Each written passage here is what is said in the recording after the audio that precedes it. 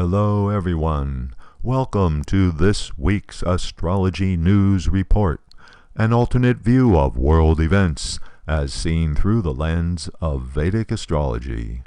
Presented by yours truly, Ron Berger. Today is February 27th, 2022. In this report, we'll take a look at what's coming up in the zodiac for March 2022. But before we begin, a note to all viewers. The weekly videos on this channel are available to people who donate to the channel. You are watching the once-a-month free public video.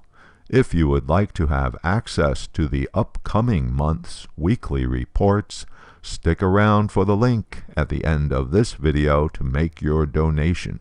Thanks. For the past few weeks, since early February, Mars and Venus have been in a tight conjunction in sidereal Sagittarius. Since Venus moves at nearly twice the speed of Mars in the zodiac, normally a Venus-Mars interaction only lasts a week or so. But this time something unusual is happening. Having just ended a retrograde period, Venus is advancing but still moving slowly, which has allowed Mars to catch up and to keep pace with Venus for a couple of months until nearly the end of March. So we are getting the unusual situation of a prolonged Venus-Mars conjunction. And this has important implications for what is going on in the world now. Mars is a much stronger planet than Venus, the planet of force and aggression and conflict, overwhelms the planet of negotiations, compromise, and peace. Therefore, Venus significations have to suffer. This is even more the case while the pair are in a fire sign known for independent thinking, willfulness, and self-righteousness. In other words, Mars clearly has the upper hand in Sagittarius. Then at the end of February, Mars and Venus, while still tightly conjunct, moved into sidereal Capricorn. Capricorn is an earth sign, focused on practical goals and tangible results. Mars in Capricorn wants substantial evidence of success. Compared to the previous sign, this transit combination presents a different sort of problem. While Sagittarius is prone to be optimistic and take risks, Capricorn can be cold and calculating. While in Capricorn, the Mars energy is still dominating Venus, but now another factor enters the picture: Pluto, which has been hanging out in the early degrees of Capricorn for the last couple of years. Pluto has a Shiva-like energy, in other words, complete destruction, but for the purpose of making way for something else. Pluto can have effects on a mass event scale and produce generational changes. In Western astrology, Pluto is thought to have connections with nuclear energy, which, given the present circumstances, is somewhat concerning. During the first days of March, the Mars-Pluto conjunction pattern could take the current hostilities in Ukraine to a whole other level. After Mars and Venus get past Pluto, they will still be closely paired as they advance through Capricorn. Gradually, Venus picks up speed and starts to pull away from Mars. But as Venus moves further through Capricorn, it will next have to contend with Saturn. A problematic planetary pattern forms in the latter part of March when Venus, planet of peace and agreement, gets sandwiched between two malefic planets, Mars, planet of force and aggression, and Saturn, planet of harsh realities. Poor Venus is having a rough time this month. Then, at the end of the month, the planet of harmony and acceptance will come into direct contact with the planet of harsh realities.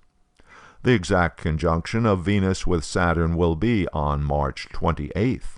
Note that the moon has come into the picture as well, making this day a likely pivotal point in negotiations. Although Venus and Saturn are considered to be friends in Vedic astrology, the nature of Saturn is still to inhibit Venus, to put limitations on the planet of love and agreement. If an agreement is reached at this time, it will have a lot of conditions attached to it. Finally, at the end of the month, Venus gets away from Saturn and away from Mars when it changes signs and enters sidereal Aquarius. Aquarius is the sign of the social revolutionary. Aquarius is a social idealist. So the planet of agreement will be in a sign that's more progressive and reform-minded. Maybe this new formation holds some promise for peace and a resolution to the hostilities as we roll into April. Mercury is the planet that represents the rational mind, the planet of linear thinking. As such, Mercury is the planet of making rational decisions. So Mercury's condition is an important factor when contemplating which way things are going to go in any given situation. At the beginning of March, Mercury is at the end of sidereal Capricorn and conjunct Saturn. Thus, the planet of making rational decisions is together with the planet of harsh realities. It's also the planet of decisions with the planet of delay, regulations, duty, and persistence. So, for instance, when contemplating punishing Russian aggression, Europe has to take into account that it stands to suffer due to the fact that it gets a very large portion of its energy supplies from Russia. Thus, punishing Russia raises the specter of Russia cutting off the much-needed supply of gas and oil. Mercury changes signs on March 6th, moving into Aquarius, and thereby trades the influence of Saturn for the influence of Jupiter.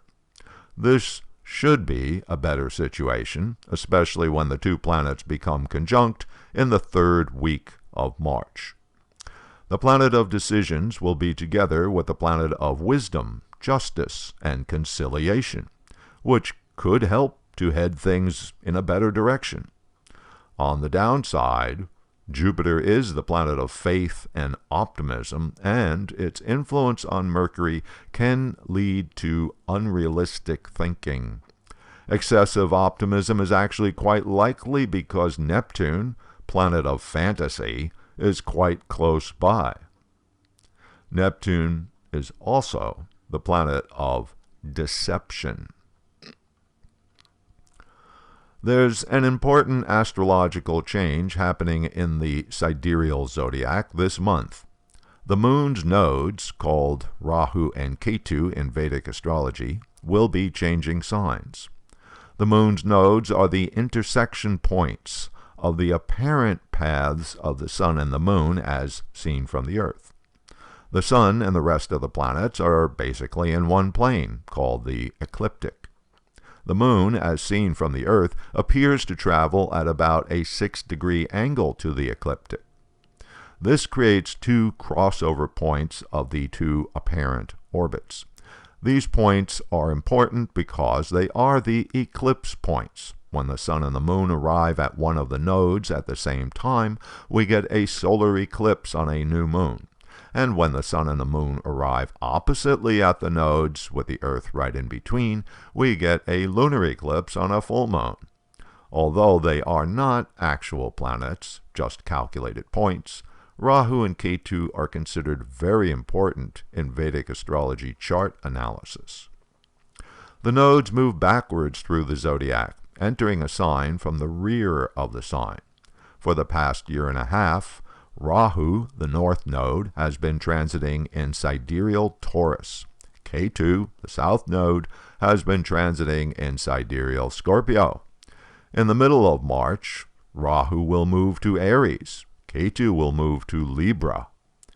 The nodes will be in these new positions for the next year and a half until the end of November 2023. We can get an idea of what sorts of events to expect in the world and in personal charts by connecting the meanings of the nodes with the signs they'll be transiting in.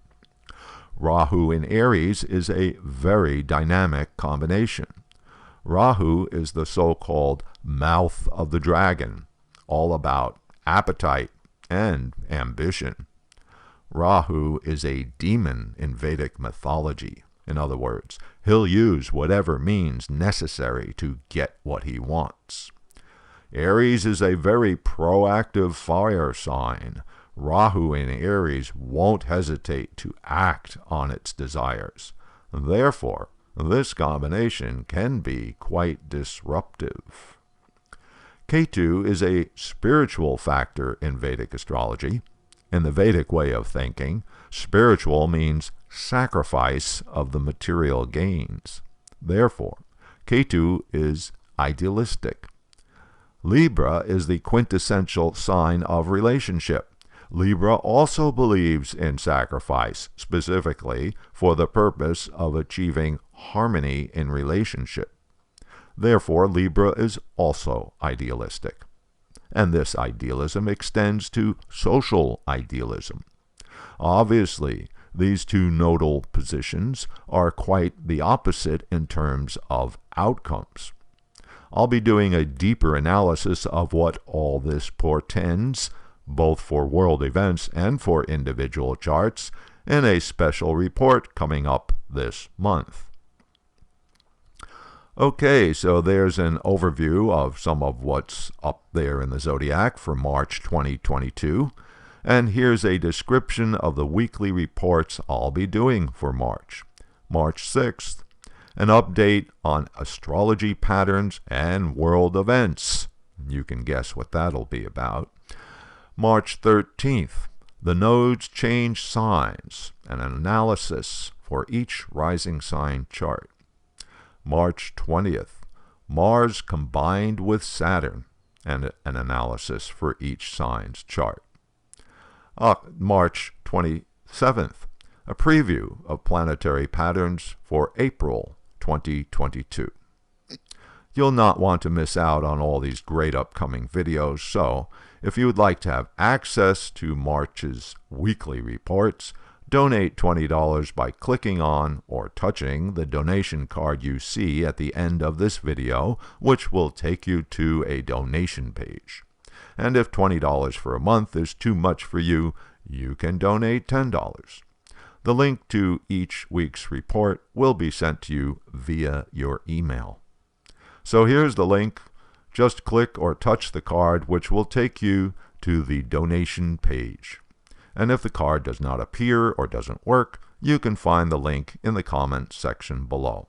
Thank you, and until next week.